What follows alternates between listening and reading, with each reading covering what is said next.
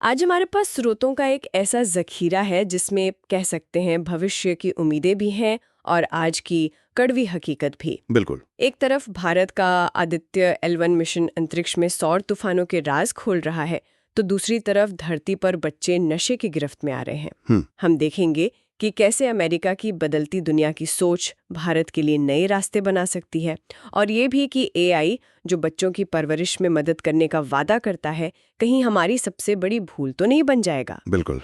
आज की बातचीत का मकसद सिर्फ इन खबरों को पढ़ना नहीं है, बल्कि इनके बीच के जो धागे हैं ना, उनको जोड़ना है। सही बात है। क्या अंतरिक्ष में भारत की बढ़त का असर वैश्विक राजनीति पर पड़ता है, या फिर समाज में बढ़ती असमानता और बच्चों में नशे की लत के बीच कोई रिश्ता है? और ये भविष्य की तकनीक, क्या ये इन समस्याओं का हल है, या ये खुद नई समस्याएं पैदा कर रही हैं? चलिए इन सवालों के जवाब ढूंढने की कोशिश करते हैं। तो चलिए शुरुआत वहीं से करते हैं जहां इंसान की नजर हमेशा से रही है, आसमान से।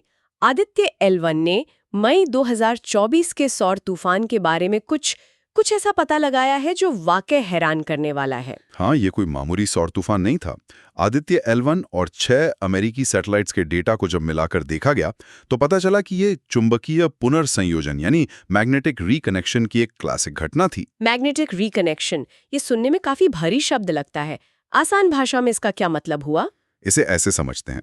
सोचिए, सूर्य से निकले प्लाज्मा के दो विशाल बादल, जिन्हें हम कोरोनल मास इजेक्शन या CMEs कहते हैं, अच्छा, वो अंतरिक्ष में तेजी से एक दूसरे की तरफ बढ़ रहे हैं। जैसे हाईवे पर दो गाड़ियां आमने सामने आ रही हों। बिल्कुल। और जब ये बादल टकराए, तो उनकी मैग्नेटिक फील्ड लाइंस यानी चुंबकीय ऊर्जा की जो तारें थीं, वो टूट गईं और फिर एक नए, कहीं ज्यादा शक्तिशाली तरीके से आपस में जुड़ गईं। ओ, और इस प्रक्रिया ने ऊर्जा का एक जबरदस्त विस्फोट पैदा किया।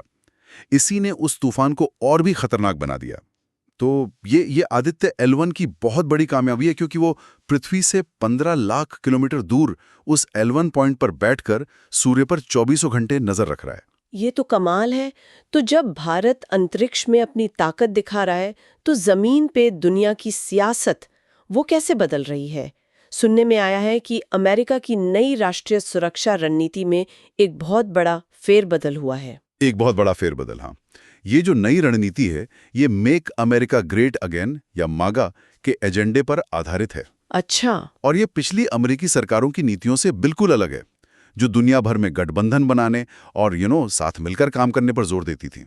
तो अब क्या है नया? इस नई सोच में अमेरिका का ध्यान पूरी तरह से पश्चिमी गोलार्ध पर है, मतलब उत्तरी और दक्षिणी अमेरिका पर। यहां तक कि इसमें 1823 के मनरो सिद्धांत को फिर से लागू करने की बात है। मनरो सिद्धांत, ये क्या है? सुनने में किसी पुरानी फिल्म की विलन जैसा नाम लग रहा है। कुछ हद तक वैसा ही समझ सकते हैं। 1823 में अमेरिकी राष्ट्रपति जेम्स मनरो ने यूरोप की ताकतों को साफ साफ कह दिया था कि वो अमेरिकी महाद्वीपों से दूर रहें, ये उनका घर है और यहाँ उनका दखल बर्दाश्त नहीं किया जाएगा। मतलब अमेरिका अब दुनिया का पुलिसमैन बनने की बजाय अपने घर पर ध्यान देना चाहता है। बिल्कुल। और सबसे दिलचस्प बात यह है कि ये रणनीति चीन और रूस को अमेरिका के अस्तित्व के लिए सीधा खतरा नहीं मानती। अगर अमेरिका अपने में सिमट रहा है, तो इसका भारत के लिए क्या मतलब है? ये हमारे लिए अच्छा है या बुरा? ये एक बहुत अच्छा सवाल है, और इसके जवाब में ही भारत के लिए अवसर छिपे हैं। एक तरफ अमेरिका हिंद प्रशांत क्षेत्र में सुरक्षा के लिए भारत के साथ रिश्ते मजबूत करना चाहता है, खासकर क्वाड जैसे समूहों के जरिए। लेकिन दूसरी तरफ उसकी जो नई सोच है, वो ये कहती है कि हर देश की अपनी सभ्यता और जीने का तरीका है, और अमेरिका सब पर अपनी सोच नहीं थोपेगा। अच्छा, तो इससे भारत को अपनी विदेश नीति तय करने में और ज्यादा आजादी मिलती है। एकदम सही। एक तरह से ज्यादा स्वायत्तता मिलती है। तो एक तरह से ये भारत के लिए आत्मनिर्भर होने का एक बड़ा संकेत है। शायद इसीलिए हम तकनीक और ऊर्जा के क्षेत्र में इतनी बड़ी छलांग लगाने की कोशिश कर रहे हैं, जैसे कि हमारा परमाणु ऊर्जा कार्यक्रम। आपने बिल्कुल सही नस पकड़ी है। इसी आत्मनिर्भरता की मिसाल है NPCIL, जिसने 2024-25 में 50 अरब यूनिट बिजली पैदा करके एक नया रिकॉर्ड बनाया। 50 अरब यूनिट? जी। और ये भारत के उस त्रिस्तरीय परमाणु कार्यक्रम की सफलता को दिखाता है, जिसका सपना होमी भाभा ने देखा था। हाँ, मैंने इस कार्यक्रम के बारे में पढ़ा है। इसका मकसद सिर्फ बिजली बनाना नहीं था, बल्कि कुछ और भी बड़ा था, है ना? एकदम सही। भाभा का सपना था कि भारत अपने ही संसाधनों, खासकर थोरियम के विशाल भंडार का इस्तेमाल करके ऊर्जा के मामले में पूरी तरह आत्मनिर्भर बन जाए। और अब हम उसी रास्ते पर आगे बढ़ रहे हैं। अब भारत 2047 तक 100 गीगावाट परमाणु ऊर्जा का लक्ष्य लेकर चल रहा है, जिसके लिए स्मॉल मॉड्यूलर रिएक्टर्स या SMRs जैसी नई तकनीकों पर काम हो रहा है। और यही आत्मनिर्भरता की दौड़ हमें 6G की तरफ भी ले जा रही है। लेकिन यहाँ एक सवाल है, देश में कई जगहों पर अभी 5G भी ठीक से नहीं पहुंचा है। ऐसे में क्या 2030 तक 6G में ग्लोबल लीडर बनना कुछ ज्यादा ही बड़ा सपना नहीं लगता? हाँ नहीं, वो तो है। सवाल बहुत जायज है, चुनौती बहुत बड़ी है, लेकिन भारत 6G अलायंस के जरिए इसी चुनौती से निपटने की तैयारी कर रहा है। और देखिए, 6G सिर्फ तेज इंटरनेट नहीं है। तो फिर क्या है? इसका जो प्रतिक्रिया समय है, मतलब लेटेंसी टाइम, वो 5G से 1000 गुना तक बेहतर हो सकता है। 1000 गुना? हाँ, सोचिए, रिमोट सर्जरी, सेल्फ ड्राइविंग कारें, स्मार्ट शहर, ये सब बिना 6G के संभव ही नहीं है। तो यह एक तरह से भविष्य में निवेश है। समझ गई। और तकनीक और रणनीति के अलावा भारत की जो सांस्कृतिक ताकत है, जिसे सॉफ्ट पावर के कहते हैं, उसे भी दुनिया मान रही है। हाँ, और इसका सबसे ताज़ा उदाहरण है यूनेस्को का दीपावली को मानवता की अमूर्त सांस्कृतिक विरासत का दर्जा देना। और ये घोषणा नई दिल्ली में हुई, ये तो और भी खास बात है। बिल्कुल, जिसकी मेजबानी भारत ने पहली बार की। दीपावली, जो भगवान राम और पांडवों की घर वापसी का प्रतीक है, अब योग और कुंभ मेले की तरह ही दुनिया की विरासत बन गई है। ये भारत की 16वीं ऐसी विरासत है ना? जी हाँ, 16वीं। तो एक तरफ हम अंतरिक्ष से लेकर संस्कृति तक हर मोर्चे पर आगे बढ़ रहे हैं, लेकिन इन बड़ी बड़ी उपलब्धियों के पीछे जमीन पर कुछ ऐसी हकीकतें भी हैं जो हमें आईना दिखाती हैं। जैसे विश्व असमानता रिपोर्ट 2026। इसके आंकड़े तो चौंकाने वाले हैं। बहुत ज्यादा। ये रिपोर्ट बताती है कि दुनिया के सिर्फ 1% अमीर लोगों के पास दुनिया की 37% दौलत है। 37%। और भारत में तो हालत और भी चिंताजनक है, जहां के टॉप 1% लोगों के पास देश की 40% संपत्ति और 23% आमदनी है। ये खाई लगातार बढ़ रही है। और इस रिपोर्ट में एक और दिलचस्प बात है कि ये असमानता सिर्फ पैसों की नहीं है, बल्कि पर्यावरण को नुकसान पहुंचाने में भी है। बिल्कुल। रिपोर्ट के मुताबिक दुनिया के सबसे अमीर 10% लोग 77% कार्बन उत्सर्जन के लिए जिम्मेदार हैं। 77%? हाँ, जबकि सबसे गरीब 50% आबादी का हिस्सा सिर्फ 3% है। मतलब प्रदूषण कोई और कर रहा है और उसकी कीमत कोई और चुका रहा है। तो इसका हल क्या है? रिपोर्ट कहती है कि इस खाई को पाटने के लिए अमीरों पर ज्यादा टैक्स लगाना और उस पैसे को शिक्षा और स्वास्थ्य जैसी लोक सेवाओं पर खर्च करना ही एकमात्र रास्ता है। इस तरह की असमानता और सामाजिक तनाव का असर सबसे ज्यादा किस पर पड़ता है? शायद हमारे युवाओं पर। और ये मुझे उस खबर पर लाता है जिसे पढ़कर मैं सच में हिल गई। भारत में स्कूली बच्चों में बढ़ती नशे की लत। ये national medical journal of India की एक बहुत गंभीर स्टडी है। इसके आंकड़े डराते हैं। बच्चों में नशा शुरू करने की औसत उम्र सिर्फ 12.5 साल है। 12.5 साल? और इनहेलेंट्स, मतलब जो सूंघने वाले नशे होते हैं, उनके लिए तो ये उम्र और भी कम है, सिर्फ 11.3 साल। सिर्फ 11 साल? इसका मतलब है कि बच्चे मिडिल स्कूल पहुंचने से पहले ही इस दलदल में फंस रहे हैं। ये हो कैसे रहा है? इसके पीछे कई वजह हैं। एक तो सोशल मीडिया पर नशे को कूल दिखाना, माता पिता की निगरानी में कमी, अकेलापन और डिप्रेशन जैसी मानसिक स्वास्थ्य समस्याएं। 15% से ज्यादा बच्चों ने माना कि उन्होंने कभी ना कभी कोई नशा ट्राई किया है। ये एक बहुत बड़ा अलार्म है। बिल्कुल है। रिपोर्ट में स्कूलों में जागरूकता अभियान चलाने और कानूनों को और सख्त करने की बात कही गई है। और जब समाज के अंदर ये हाल है, तो हमारे पर्यावरण का क्या? संयुक्त राष्ट्र की Geo7 रिपोर्ट तो कोई अच्छी तस्वीर पेश नहीं कर रही है। नहीं, बिल्कुल नहीं। रिपोर्ट के मुताबिक दुनिया भर में हर साल 90 लाख मौतें किसी न किसी तरह के प्रदूषण की वजह से होती हैं। 90 लाख?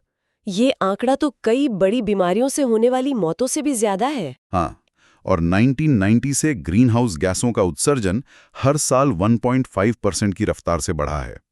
रिपोर्ट में साफ कहा गया है कि अगर हमें 2050 तक नेट जीरो का लक्ष्य पाना है, तो हर साल $8 ट्रिलियन का निवेश करना होगा। लेकिन क्या इस अंधेरे में उम्मीद की कोई किरण भी है? हाँ, एक छोटी सी किरण साइट्स के सम्मेलन से आई है, जहां 77 नई प्रजातियों को कानूनी सुरक्षा दी गई है। साइट्स, ये वही संस्था है जो जानवरों और पौधों के अवैध व्यापार को रोकती है। जी हाँ, तो कोशिशें तो हो रही है, लेकिन चुनौती बहुत बड़ी है। तो हम इन सामाजिक और पर्यावरणीय चुनौतियों से जूझ रहे हैं, और इसी बीच तकनीक एक ऐसी रफ्तार से आगे बढ़ रही है जो हमारे सोचने समझने के तरीके को ही बदल रही है।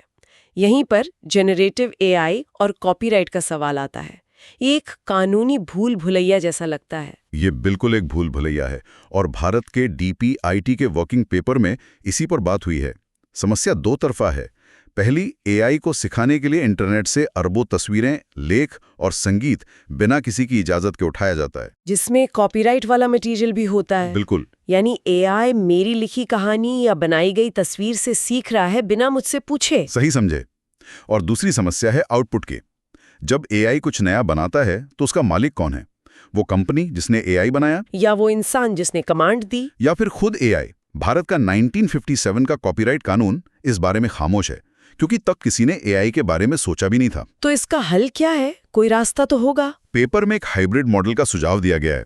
मतलब एआई कंपनियों को ट्रेनिंग के लिए मटेरियल इस्तेमाल करने का लाइसेंस दिया जाए, लेकिन बदले में उन्हें ओरिजिनल क्रिएटर्स को एक तय रकम चुकानी पड़े। एक बीच का रास्ता। ये एआई सिर्फ कंपनियों और कलाकारों की समस्या नहीं रही अब। ये हमारे घरों में, हमारे बच्चों के बेडरूम तक पहुंच गया है। एआई वाले खिलौने, एआई वाले ट्यूटर। एक माता पिता के तौर पर ये मुझे उत्साहित भी करता है और डराता भी है। और आपका डर जायज है। फायदे हैं, जैसे एआई बच्चों को उनकी रफ्तार से सीखने में मदद कर सकता है, लेकिन खतरे उससे कहीं ज्यादा हैं। जैसे कि एआई पर बहुत ज्यादा निर्भरता बच्चों की अपनी सोचने समझने की शक्ति यानी क्रिटिकल थिंकिंग को कम कर सकती है। वो सामाजिक रूप से अलग थलग पढ़ सकते हैं। और सबसे बड़ा खतरा है प्राइवेसी का। ये डिवाइस लगातार बच्चों का डेटा इकट्ठा कर रहे हैं। और क्या इसमें किसी तरह के भेदभाव का भी खतरा है? बहुत बड़ा खतरा। ज्यादातर एआई मॉडल पश्चिमी, अमीर और पढ़े लिखे समाजों के डेटा पर ट्रेन किए जाते हैं, तो वो उन्हीं के पालन पोषण के तरीकों को सही मानते हैं और बाकी संस्कृतियों के तरीकों को नजरअंदाज कर सकते हैं। तो संतुलन बहुत जरूरी है। हाँ, एआई एक सहायक हो सकता है, लेकिन माता पिता की जगह कभी नहीं ले सकता। एआई से भी एक कदम आगे बढ़कर अब हम उस दुनिया में पहुंच रहे हैं जहां इंसान अपने शरीर के जेनेटिक कोड को ही बदल सकता है। ये ग्लोकास्निन क्या है? सुनने में किसी साइंस फिक्शन फिल्म की चीज लगती है। और ये काम भी वैसा ही करती है। ग्लोकास9 भारतीय वैज्ञानिकों की बनाई हुई एक नई क्रिस्पर जीन एडिटिंग तकनीक है। क्रिस्पर, ये तो वो आणविक कैंची है जो डीएनए को काट छाट सकती है। बिल्कुल। लेकिन अब तक वैज्ञानिक ये देख नहीं पाते थे कि ये कैंची कोशिका के अंदर ठीक से काम कर रही है या नहीं। तो ग्लोकास9 इस समस्या को कैसे हल करता है? भारतीय वैज्ञानिकों ने इस कैंची यानी Cas9 प्रोटीन में गहरे समुद्र में मिलने वाले एक झींगे से निकाला गया एंजाइम जोड़ दिया है। अब होता यह है कि जब भी ये कैंची डीएनए को सफलतापूर्वक एडिट करती है तो ये चमकने लगती है। चमकने लगती है? कमाल है। हाँ, ये एक बहुत बड़ी खोज है, क्योंकि अब वैज्ञानिक लाइव कोशिकाओं के अंदर जीन एडिटिंग की प्रक्रिया को होते हुए देख सकते हैं, वो भी बिना उन्हें कोई नुकसान पहुंचाए। तो आज हमने देखा कि भारत एक ही समय में कितनी अलग अलग दुनिया में जी रहा है। एक तरफ हम जीन एडिटिंग और 6G जैसी भविष्य की तकनीकों पर काम कर रहे हैं, तो दूसरी तरफ असमानता और नशे जैसी गहरी सामाजिक चुनौतियों से जूझ रहे हैं। बिल्कुल। सही बात है। और इसी के साथ हम अपने श्रोताओं के लिए एक सवाल छोड़ जाते हैं। आज हमने बच्चों की परवरिश में एआई के दखल की बात की। क्या हम एक ऐसे भविष्य की ओर बढ़ रहे हैं जहां एआई न केवल हमारे बच्चों को पढ़ाएगा, बल्कि उनके दोस्त, उनके राजदार और यहाँ तक कि उनके अनुशासक की भूमिका भी निभाएगा? और अगर ऐसा होता है तो एक इंसान को बड़ा करने की प्रक्रिया में इंसानियत का कितना हिस्सा बाकी बचेगा?